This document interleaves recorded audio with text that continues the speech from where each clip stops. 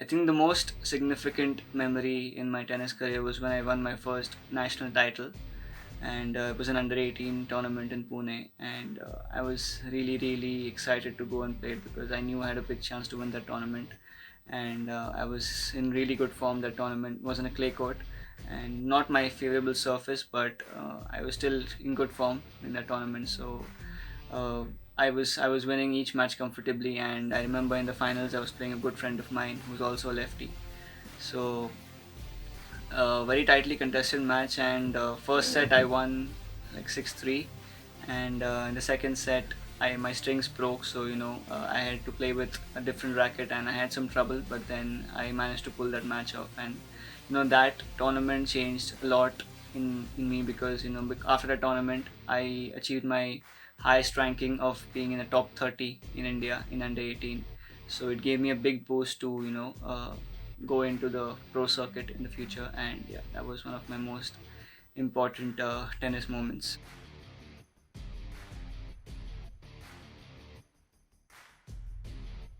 So anyway, I was getting too carried away with that. So hi, I'm Maitreya Bhagat, and I've been a Cooperite since third grade. I passed out in the year 2013, and I'm really glad that I have this platform to share about my tennis journey with all of you all and just talk about tennis in general. So I'd like to begin with one of my most favorite quotes by my most favorite tennis player, Rafael Nadal. So the quote is like, "I learned during all my career to enjoy suffering," and this quote has just given me so much meaning because what is there in life without suffering, right? And especially in tennis or any sports, failures are such a big part of our sport that we have to keep moving on and have to keep finding ways to get over all the failures, so that that is when the success is more sweet. I'd like to talk about how my journey began as a tennis player, and my parents have always been big sports fans, and they've been always watching sports since I was a kid on TV, whether it be cricket or football or tennis. And I remember that they are both big fans of tennis.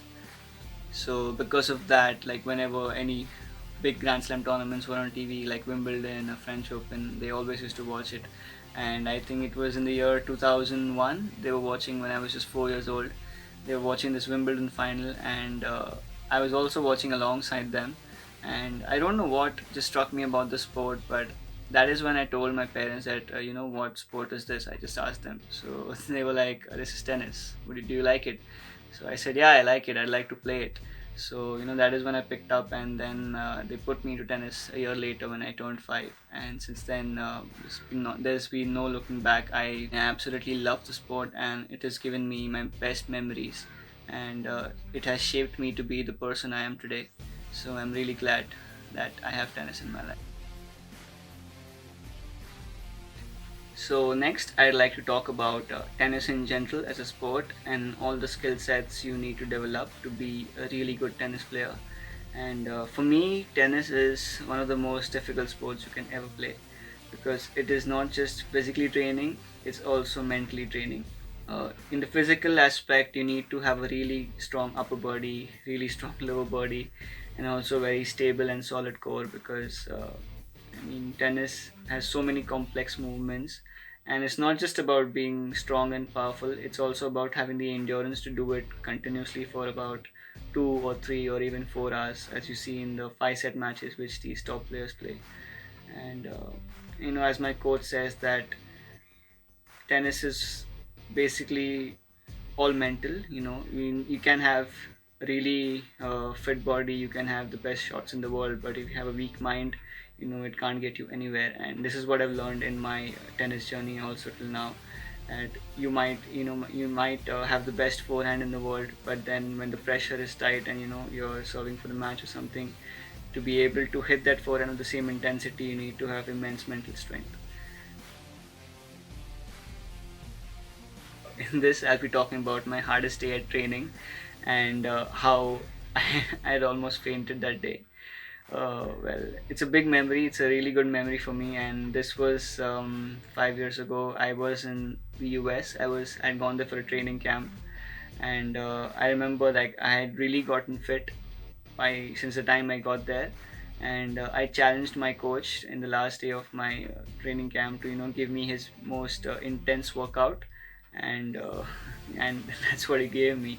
And we had to do sprints of 100 meters, 200 meters, 400 meters, and 800 meters with just 1:1 rest. So what that means is, like, as long as you take to finish that sprint, you get that many seconds rest. So if you take like 20-25 seconds to finish 100-meter sprint, you get that much amount.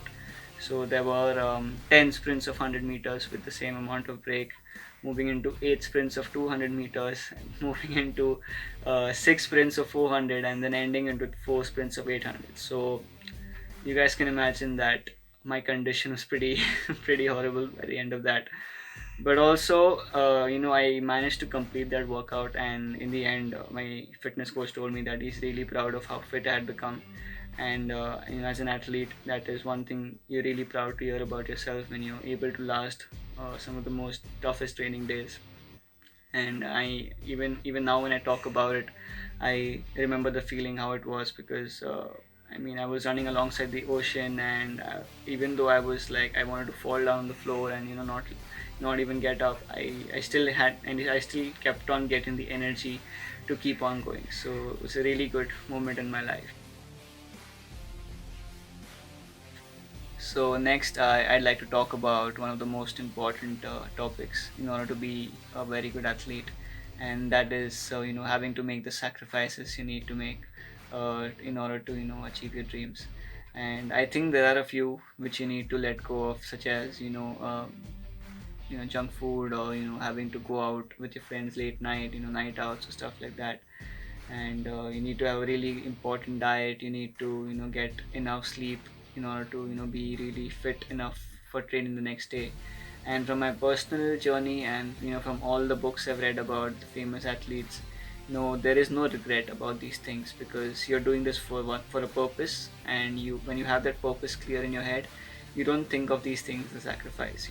You just think of these things as something you need to do in order to you know fulfill the life you've chosen. And this has been our choice, and every sportsman enters into any sport with their own choice. So I think we don't think of it as a sacrifice. It's just that we are happy to do it, because we know in the end that it's totally going to be worth it. And for me also, it's always been that even when my friends, when I was in college or school, whenever they called me for night outs, it did sometimes strike to me that maybe I'd like to go out with them. But then also I knew that I needed enough sleep to be able to train hard the next day. So it never really bothered me that much. So, but what I am today, and what I'm aspiring to be today, I think for me that's a much greater joy than having partied with my friends when I was a teenager. Everyone has their own opinion, but ever since I decided to take tennis as my career choice, I think that's where I made a decision that this is going to be my life, and I'm going to do all what it takes to really fulfill this dream of mine. The next thing I'm going to be speaking about is a very sensitive topic for all athletes, and that topic is sports injuries. And I think all of the athletes can relate with me on this, that sports injuries are really, really very frustrating. From a personal experience, I've had a few injuries in my life, and my first injury was when I was under 16. I had a groin injury, and that kept me out for 6 months. And I remember that that period taught me a lot of important lessons: to respect my body, to not take the recovery processes after each in every training session lightly, stretch nicely after every training session, icing my sore muscles after training sessions. So all these things are part of injury preventions, and I think all athletes need to take care of this, because injuries can affect you in a very bad manner. And I think that gets me to my next topic, which is dealing with failures. And speaking from my personal experience, my biggest failure has been my latest shoulder injury, which I got 2 years ago. And I remember that before the shoulder injury, I was really doing well in tennis. I was ranked in the top 60 in the Indian national men's circuit, and I was really doing well. I was in top form, and when I got this injury, it kept me out for over a year, and I lost all my ranking points. So it was back to like square one, back to zero. and it was a very frustrating period in my life. I was not able to play tennis for about a year, and then when I got back to tennis and tournaments, I did not feel the same. It felt like something. It felt like a different me is playing the tournaments or matches, and it took me some time to get back. But I kept persevering. I kept trying hard. I kept not giving up, and I think last year when I played my first tournament where I made the semi-finals and I won the doubles. I think that was what gave me confidence, and my steady rise back to the ranking list had begun by then. I think this has been a very important period of my life, because had I not gone through this injury, I would not have learned to take more good care of my body in the tough way, in the hard way. And I think for all athletes out there, I would like to advise to really take care of their bodies, not take injury prevention lightly, because it is something which you will realize in the next years, when your body is really tired or sore after a long match, and you know that you've not taken care of your body or not stretched nicely after each and every training session, you might see the after effects of it. So this is what I'd like to say, that let's all of us give injury prevention big importance, and it is something which is really going to help us in our careers in the future. When I was going through my injury, I think that was when I toughened my mind the most, and that was when I could actually work on the mental aspect of tennis the most, because it was really really challenging for me to get up every single day and not do the thing which I love the most. And I think it really changed me as a person, when I got back on tour, and when I saw myself not being able to do the things I could before my injury, and the kind of mental strength I got through getting all of that phase was immense. And I think in tennis or in any sport in general, you need to be really really mentally strong, because there are going to be situations which are going to be out of your control. You cannot anticipate any situation you're going to face, but you have to be ready for everything. And I think that's why you need to train your brain. This is what my coach says, train your brain to be prepared for any situation which comes your way. And I think all of these things which come your way through small failures, such as losing an important match or dealing with an injury, all these things are part of training your brain. So to end off this episode, I sharing about one of my most intense matches. This was an ITF Juniors tournament in Hyderabad, and this took place 6 years ago, so a long time ago. And I still remember the match so clearly, because it was probably my best match I've ever played.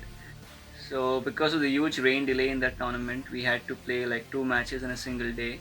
And my fourth match was on Monday evening against one of the local guys over there, and he was a very good player, I remember, and he used to practice on the same academy. So it was going to be a tough match, but I was really geared up for it. And the match started at 7:30 in the evening, and it was a very tightly contested first set, and I lost the first set in the tiebreak 7-6. And I was really tired after that, because I'd already played like a long three set match in the morning, and the long set also in the evening match. But then I composed myself, and I thought, just let myself go. Let's just play my game and see what happens. Let's not think about the result. And since the second set onwards, I started playing some of my best tennis I've ever played. I won the second set 6-love, and which totally gave me back all my confidence. And third set was really tight, because even he was really motivated to play well again, and I didn't want to lose that match, because I had done so well to get back in it, and I was really motivated. And it was a very tightly contested match. In the end, I won that match 7-5 in the third set, and it had actually a very funny end to it.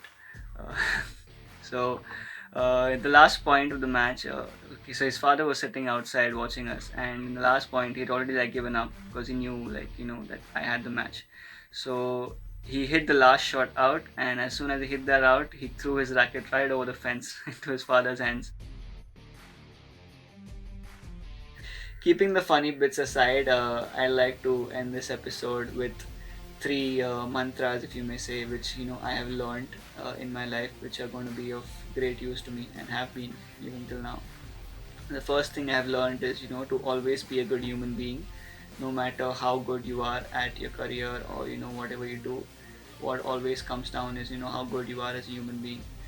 Second thing is to, always learn from your failures. Never take failures too seriously, because this is where you learn your most important lessons. And through failures also, failures only, you're going to be very successful. The third thing is, to never give up on your dreams, because it only takes one person to believe in your dreams, and that is you. And as long as you believe that you can achieve everything in life, you can.